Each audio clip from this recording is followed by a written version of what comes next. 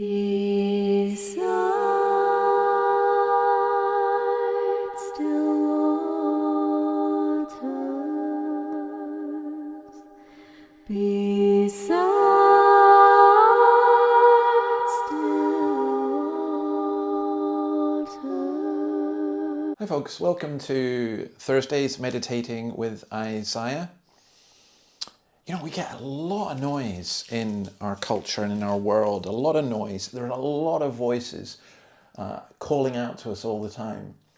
And in today's verse 3, or at least the first part of it, give ear and come to me. Listen that you may live. Give ear and come to me. Listen that you may live. This is repeating an emphasis in verse 2 where we're told, listen to me and eat what is good. So God is really telling us to listen to him.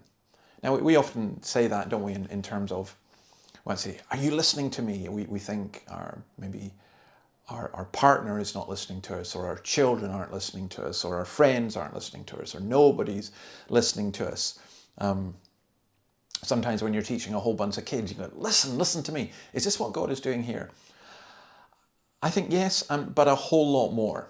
Because I think in our culture that there's so much noise, there's so much chatter, there's so many competing voices, but there's a famine of hearing the words of the Lord.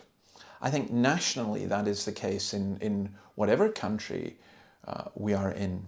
Our leaders don't listen to God. In fact, they kind of think that anyone who says they do listen to God is a bit crazy. But the listening is so important. Think about it this way. When it's kind of like a warning, isn't it? So you get a bottle of medicine or something and there's a warning on it that tells you don't do this. You can listen in that way.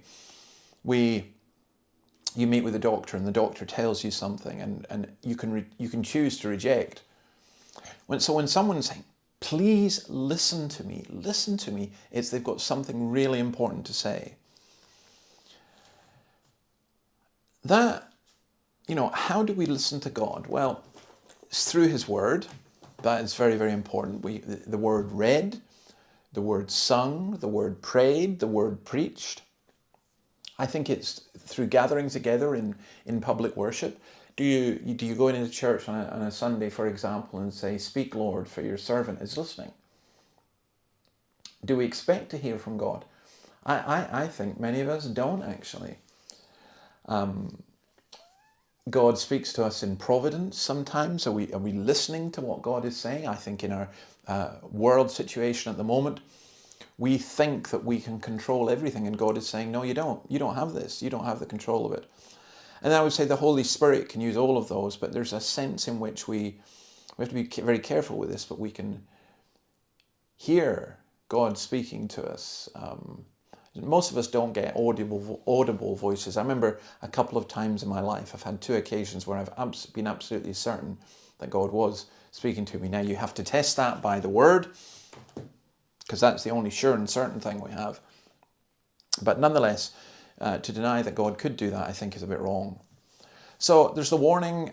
I think there's the invitation again. Come, all you who are thirsty, give ear and come to me. The Lord is calling us to him. And then there's that promise of listen that you may live. The reason for listening to God in his word is that we might have life. It's the opposite of the thirst and the hunger and the dissatisfaction. Jesus talks of new birth and new life.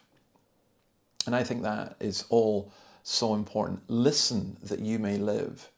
We would listen to somebody who is promising. I mean, I will go and I will pay absolutely rapt attention to a doctor who's saying to me, David, you need to do this, this and this, otherwise you're going to get very seriously ill. I would listen incredibly well to somebody who comes and says, David, if you do this, this, this and this, and you will gain $1 million or £1 million or whatever.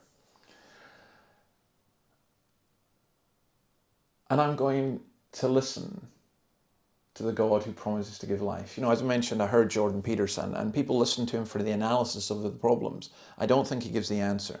Whereas this is what Jesus says, Matthew 11:28. Come to me, all you who are weary and burdened, and I will give you rest.